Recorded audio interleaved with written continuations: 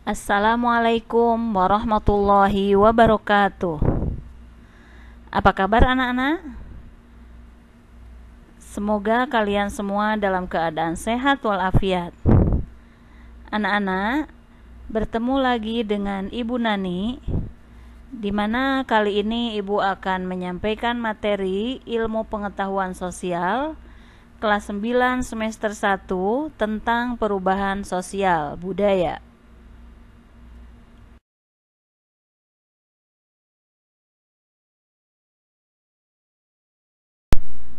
Sebelum kita membahas materinya, mari kita lihat dulu tujuan pembelajaran kita. Tujuan pembelajaran dalam kegiatan belajar mengajar ini diharapkan kamu dapat menjelaskan pengertian perubahan sosial budaya secara tepat, menjelaskan bentuk-bentuk perubahan sosial budaya beserta contohnya secara efektif, dan menunjukkan sikap positif dalam bekerja sama dengan kelompok secara bertanggung jawab.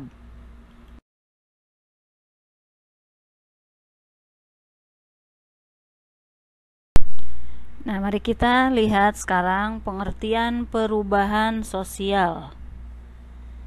Apa itu perubahan sosial? Kita lihat. Yang pertama, menurut Gilin dan Gilin, perubahan sosial sebagai suatu variasi dari cara-cara hidup yang telah diterima, baik karena perubahan kondisi geografis, kebudayaan, dinamika dan komposisi penduduk, ideologi, ataupun karena adanya penemuan-penemuan baru di dalam masyarakat. Kemudian menurut Samuel Koenig, perubahan sosial menunjuk pada modifikasi-modifikasi yang terjadi dalam pola-pola kehidupan manusia. Modifikasi tersebut terjadi karena sebab-sebab intern atau sebab-sebab ekstern. Menurut Selo Sumarjan, menjelaskan bahwa perubahan sosial adalah segala perubahan pada lembaga-lembaga kemasyarakatan di dalam suatu masyarakat yang mempengaruhi sistem sosialnya, termasuk di dalamnya nilai-nilai, sikap, dan pola perilaku di antara kelompok-kelompok dalam masyarakat. Nah, itu adalah pengertian perubahan sosial menurut para ahli.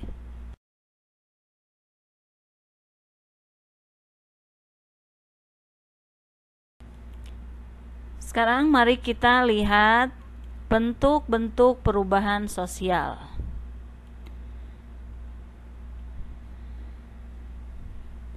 Bentuk perubahan dilihat dari waktunya. Ada revolusi dan evolusi. Dilihat dari pengaruhnya, ada yang berpengaruh besar dan berpengaruh kecil. Dilihat dari perencanaannya, ada yang direncanakan dan ada yang tidak direncanakan. Nah, itu ada bentuk-bentuk perubahan sosial. Ada 3 ya bentuk perubahan sosial. Dilihat dari waktunya, pengaruhnya, dan perencanaannya.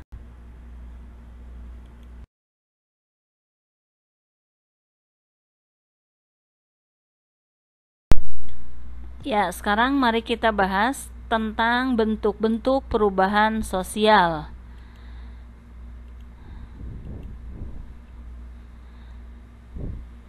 Yang pertama, perubahan dilihat dari waktunya adalah evolusi. Evolusi itu perubahan yang memerlukan waktu lama dan diikuti oleh rentetan perubahan kecil yang terjadi secara lambat. Kita lihat contohnya adalah ini suku Kubu di Jambi.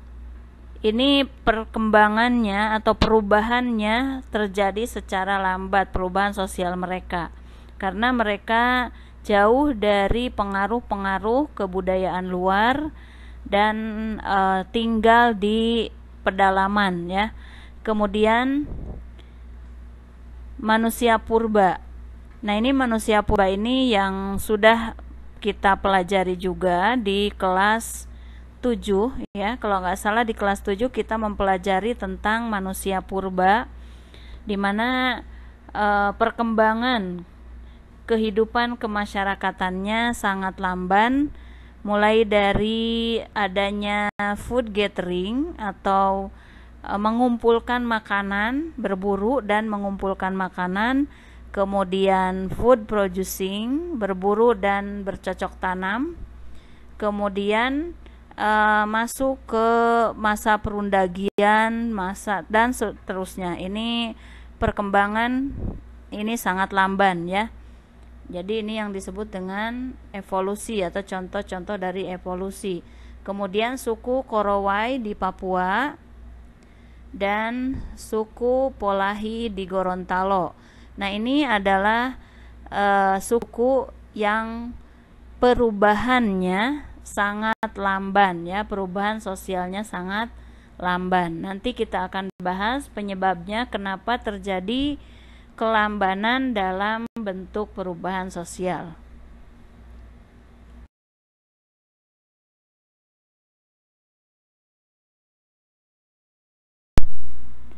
Yang kedua adalah perubahan secara revolusi. Apa itu perubahan secara revolusi? Perubahan sosial yang berlangsung dalam waktu yang cepat dan lain-lain. Perubahan sosial yang berlangsung dalam waktu yang cepat dan hal-hal mendasar dalam masyarakat ikut mengalami perubahan. Nah, ini yang disebut dengan revolusi. Kemudian akibat dari revolusi industri terjadi perubahan besar di bidang pertanian, manufaktur, pertambangan, transportasi, dan teknologi. Nah, kita lihat contohnya ini perubahan di bidang pertanian yang awalnya mengolah sawah menggunakan kerbau dengan tenaga manusia juga, sekarang sudah berubah menjadi berubah dengan menggunakan tenaga mesin, yaitu dengan menggunakan traktor ya. Jadi lebih cepat. Nah, ini perubahan secara industri ya, industri di bidang industri pertanian. Kemudian ini dari transportasi. Transportasi pada malah lebih awal dari sepeda itu adalah transportasi dengan menggunakan tenaga binatang, misalnya kuda ya.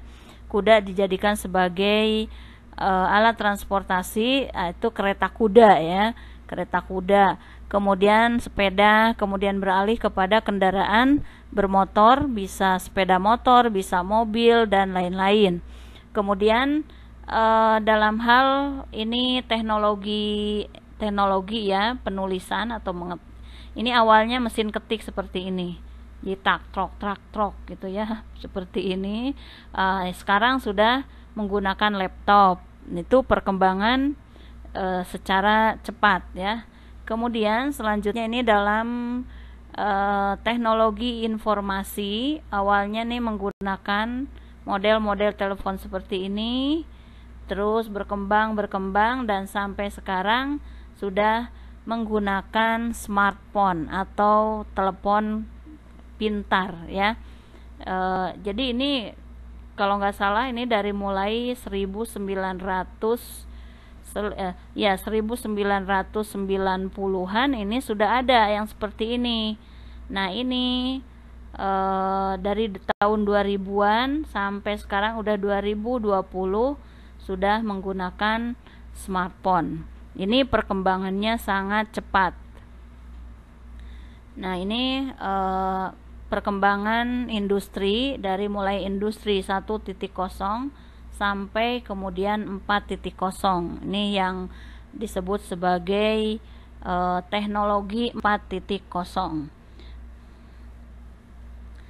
Revolusi industri membawa akibat dalam berbagai bidang kehidupan bagi negaranya ataupun bagi negara lain, yaitu proses mekanisasi dalam usaha industri, kemudian perdagangan makin berkembang, transportasi lancar, berkembangnya urbanisasi dan terjadinya kesenjangan sosial. Ini akibat daripada adanya revolusi industri. Ada yang berakibatnya positif dan ada akibat yang negatif.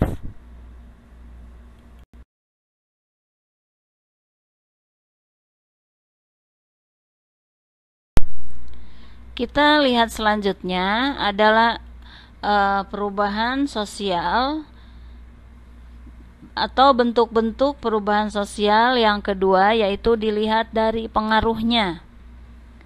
Ya, ada yang pengaruhnya kecil.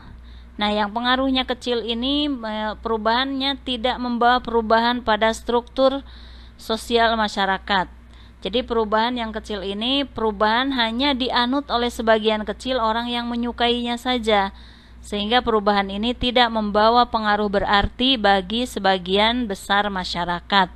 Nah, contoh daripada perubahan kecil ini misalnya nih model rambut. Ya, model rambut ini hanya akan diikuti oleh orang-orang yang menyukainya saja dan ini tidak terlalu banyak ya. Jadi tidak mempengaruhi struktur sosial masyarakat. Kemudian ini berpakaian laki-laki, kemudian gaya berpakaian perempuan. Bagi mereka yang suka, mereka mengikuti. Tapi kalau yang tidak suka, tidak mengikutinya. Jadi di sini dalam perubahan kecil ini tidak berpengaruh ya, tidak berpengaruh besar terhadap struktur sosial masyarakat.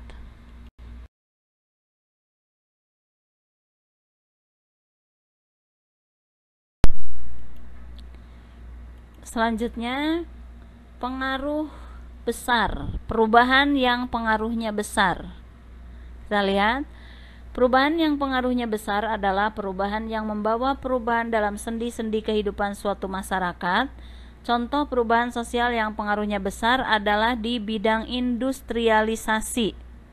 Industrialisasi membawa pengaruh besar terhadap berbagai bidang kehidupan di masyarakat. Yang pertama, kita lihat dan sudah dibahas juga tadi, adalah perubahan dalam tata cara mengolah sawah ya. Yang awalnya menggunakan tenaga kerbau, sekarang sudah berubah menggunakan tenaga mesin, yaitu traktor. Nah, ini pengaruhnya sangat besar terhadap dunia pertanian, baik dari segi efisiensi waktu dan dari segi kualitas panen ya. Waktunya lebih singkat mengerjakan lahan ini dan panennya lebih meningkat. Nah, itu pengaruhnya besar. Kemudian kita lihat, ini tadi pengaruh ini di bidang era agraris ya, di bidang pertanian. Sedangkan di bidang industri, ini juga pengaruhnya sangat besar dari mulai industri 1.0 sampai sekarang sudah 4.0. Ini pengaruhnya sangat besar dalam kehidupan sosial masyarakat. Adapun juga sama halnya di era informasi. Jadi informasi-informasi atau alat-alat yang digunakan sebagai sarana informasi dari awal sampai sekarang itu sudah jauh sekali perubahannya ya. Perbedaannya dari mulai komunikasi dengan menggunakan kentongan, kemudian menggunakan sirine, menggunakan telepon yang jadul, telepon telegraf, kemudian telepon rumah, telepon putar, dan sampai sekarang sudah menggunakan smartphone. Itu pengaruhnya sangat besar dalam kehidupan sosial masyarakat.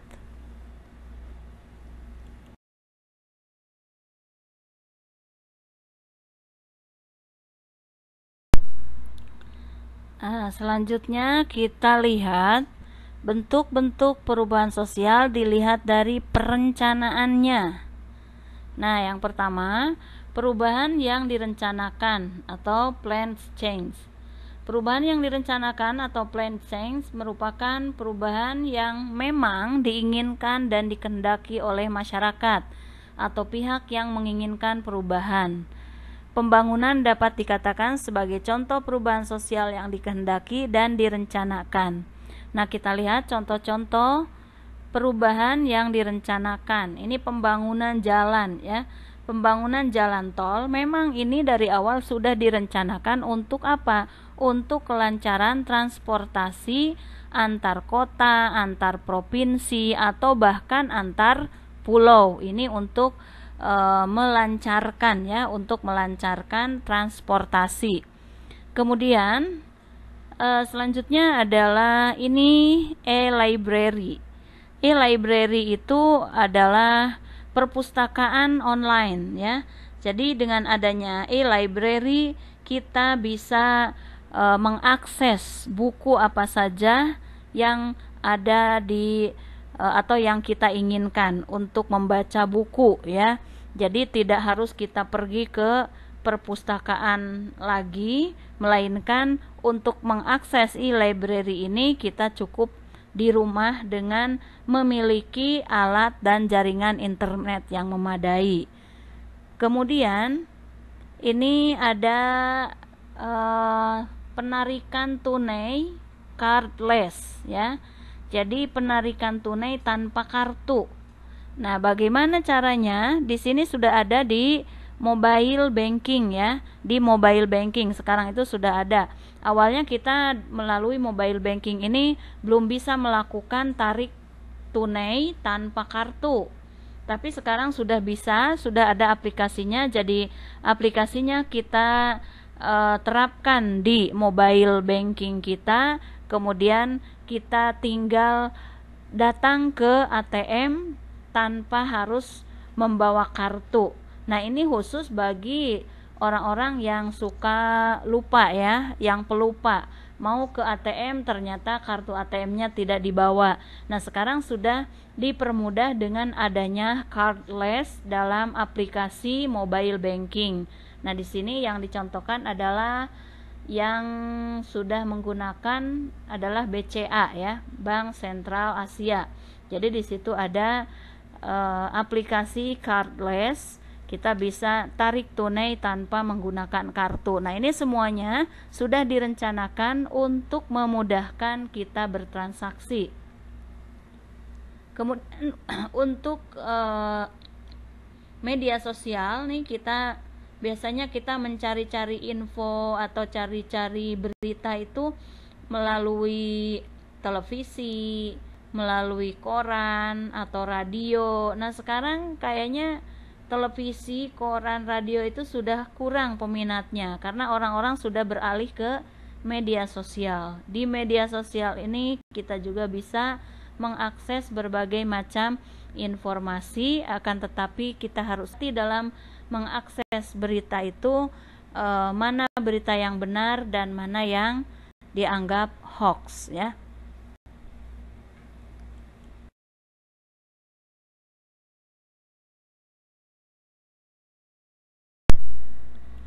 Perubahan yang selanjutnya adalah perubahan yang tidak direncanakan atau unplanned change. Perubahan sosial budaya yang tidak direncanakan adalah perubahan yang terjadi di luar jangkauan pengawasan masyarakat. Perubahan yang tidak direncanakan juga terkadang terjadi akibat perubahan yang direncanakan. Contoh, penggunaan traktor dalam teknologi pertanian adalah perubahan yang direncanakan. Kita lihat jenis-jenis perubahan yang tidak direncanakan itu adanya tsunami ya. Adanya tsunami itu sangat berpengaruh terhadap perubahan sosial masyarakat. Dengan adanya tsunami ini banyak gedung-gedung atau perumahan-perumahan yang hancur, korban jiwa, materi juga, dan orang-orang yang selamat akan kehilangan atau banyak yang kehilangan tempat tinggal, tempat usaha, dan lain-lain. Maka di sini terjadi perubahan pada struktur sosial masyarakat. Kemudian juga dengan adanya gempa bumi sama ya, bangunan-bangunan banyak yang rusak, kemudian jalan-jalan, infrastruktur pada rusak, manusianya juga, penduduk juga banyak yang meninggal menjadi korban. Akhirnya terjadilah juga perubahan pada struktur masyarakat. Selanjutnya dengan adanya gunung meletus sama juga mengakibatkan kerusakan, baik itu kerusakan tempat tinggal manusia ataupun juga kerusakan habitat hewan. Nah, ini adalah kerusakan-kerusakan yang diakibatkan dari perubahan atau yang diakibatkan dengan perubahan yang tidak direncanakan, karena ini di luar prediksi manusia ya. Ini semuanya adalah dari Allah. Allah yang menentukan di sini harus tsunami, di sini harus gempa, dan di sini harus ada gunung meletus. Kemudian ada perubahan yang tidak direncanakan yang merupakan akibat dari perubahan yang direncanakan. Contohnya, penggunaan traktor dalam pertanian itu perubahan yang direncanakan, akan tetapi dampaknya apa? Dampaknya terjadi perubahan pada sistem sosial masyarakat, yaitu apa? Yaitu meningkatnya jumlah pengangguran. Ya, meningkatnya jumlah pengangguran ini adalah tidak direncanakan. Akan tetapi ini adalah akibat daripada perubahan yang direncanakan, karena sudah banyak menggunakan traktor di dalam teknologi pertanian, maka ternak yang tadinya pekerjaan itu dikerjakan oleh manusia sekarang sudah dikerjakan oleh mesin. Kemudian di pabrik-pabrik juga, pabrik sudah banyak menggunakan tenaga mesin, dan tenaga manusia sudah tidak banyak ya, digunakan sih masih digunakan, tapi sudah tidak banyak menggunakan tenaga manusia. Akhirnya terjadi perubahan pada meningkatnya jumlah pengangguran. Nah, ini adalah dampak dari perubahan yang direncanakan.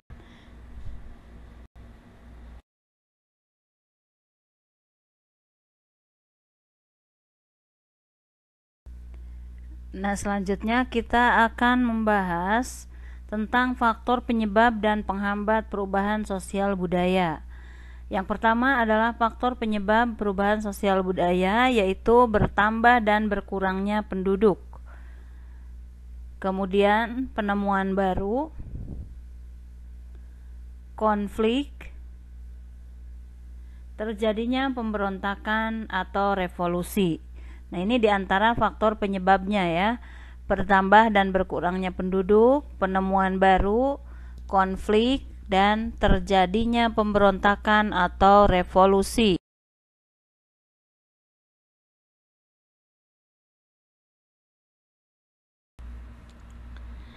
Faktor penyebab perubahan sosial budaya yang selanjutnya adalah perubahan lingkungan alam. Nah, kita lihat kalau misalnya lingkungan alam berubah dari musim hujan, kemudian musim kemarau, dan kemaraunya panjang, maka ini akan mengakibatkan seperti ini. Terjadi kekeringan. Tanah kering tidak bisa ditanami, kemudian tumbuhan-tumbuhan juga mati, dan akhirnya apa? Terjadi kelaparan karena sumber makanan berkurang, baik itu sumber makanan untuk hewan ataupun sumber makanan untuk manusia. Tapi yang jelas ini sumber makanan untuk manusia akan berkurang dengan adanya perubahan lingkungan alam. Kemudian selanjutnya adalah peperangan, dan peperangan juga ini sangat-sangat mempengaruhi terhadap perubahan sosial budaya.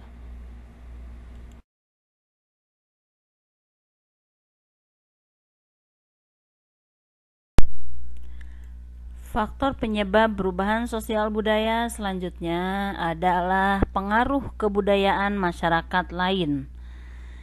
Contohnya adalah difusi.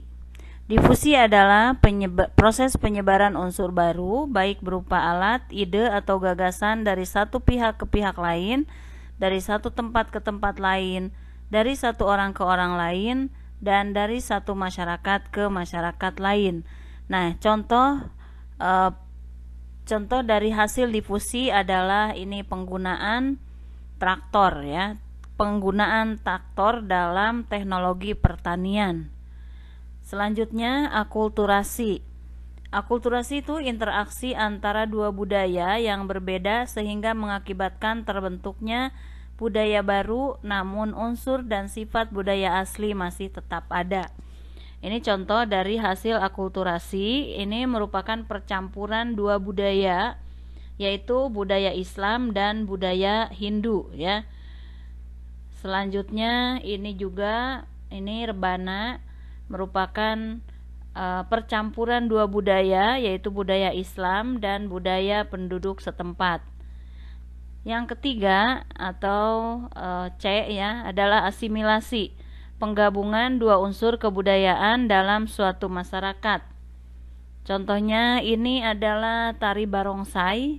Barongsai itu asalnya dari Tiongkok, Cina, dan dipadukan dengan kebudayaan lokal. Selanjutnya ini wayang golek. Wayang golek itu berasal dari India ya, Hindu India, kebudayaan Hindu India dan kebudayaan Jawa.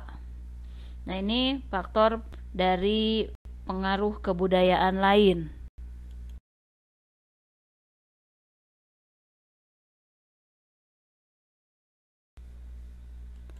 Masih faktor penyebab perubahan sosial budaya yang merupakan pengaruh dari kebudayaan masyarakat lain, yaitu penetrasi atau perembesan unsur budaya kepada suatu masyarakat, baik secara damai ataupun secara paksaan. Paksaan agama atau budaya dari penjajah ke yang terjajah, seperti halnya terjadi di tanah air kita Indonesia ya. Jadi Belanda datangnya ke Indonesia itu salah satunya adalah untuk menyebarkan agama. Jadi ada 3G-nya, itu gold, gospel, dan glory. Nah, di sini ada unsur penyebaran agama. Kemudian invasi, yaitu masuknya unsur kebudayaan asing ke kebudayaan setempat dengan peperangan. Jadi ini melalui peperangan ya, menaklukkan bangsa asing terhadap bangsa lain. Belanda ke Indonesia adalah memiliki pengaruh ya. Jadi ketika Belanda datang ke Indonesia itu memiliki pengaruh yang sampai sekarang pengaruhnya ada di dalam bahasa dan pemerintahan. Selanjutnya milenarisme, bentuk kebangkitan yang berusaha mengangkat golongan masyarakat bawah yang tertindas dan lama menderita dalam kedudukan sosial yang rendah. Nah, ini adalah faktor-faktor penyebab perubahan sosial budaya.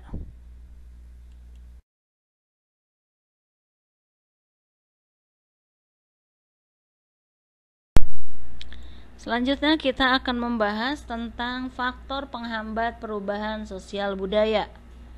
Yang pertama adalah kehidupan masyarakat terasing. Kehidupan masyarakat terasing atau terisolasi menyebabkan masyarakat tidak mengetahui perkembangan yang terjadi pada masyarakat lain, sehingga mereka sulit untuk berkembang dan memperkaya budayanya. Yang kedua, perkembangan ilmu pengetahuan yang terlambat. Jadi ilmu pengetahuan adalah jendela dari perubahan sosial budaya. Ketika ilmu pengetahuan berkembang dengan baik, sudah pasti masyarakat yang bersangkutan akan mengalami perubahan sosial budaya dengan cepat. Selanjutnya, sikap masyarakat yang tradisional. Masyarakat tradisional adalah suatu masyarakat yang memelihara, menjaga, dan mempertahankan tradisi, adat istiadat, sistem nilai, sistem norma, dan bahkan sistem kebudayaan yang diwariskan oleh generasi pendahulunya. Adanya prasangka terhadap hal-hal baru atau asing. Merasakan hidup di bawah penjajah selama beratus-ratus tahun membuat bangsa Indonesia banyak yang mengalami trauma, terutama untuk golongan tua. Nah, karena golongan tua inilah yang merasakan bagaimana penderitaan ketika dikuasai oleh penjajah. Yang terakhir adalah adat istiadat atau kebiasaan. Adat merupakan pola perilaku bagi anggota masyarakat yang dilakukan berulang-ulang untuk memenuhi kebutuhan pokok. Nah, ini adalah anak-anak faktor penghambat perubahan sosial budaya. Kehidupan masyarakat terasing, perkembangan ilmu pengetahuan yang terlambat, sikap masyarakat yang tradisional, adanya prasangka terhadap hal-hal yang baru, dan adat istiadat atau kebiasaan. Sampai di sini penjelasan Ibu tentang perubahan sosial budaya. Apabila ada kekurangan-kekurangannya dalam penjelasan, Ibu mohon maaf yang sebesar-besarnya. Mari kita tutup dengan mengucapkan alhamdulillahirabbil alamin. Wassalamualaikum warahmatullahi wabarakatuh.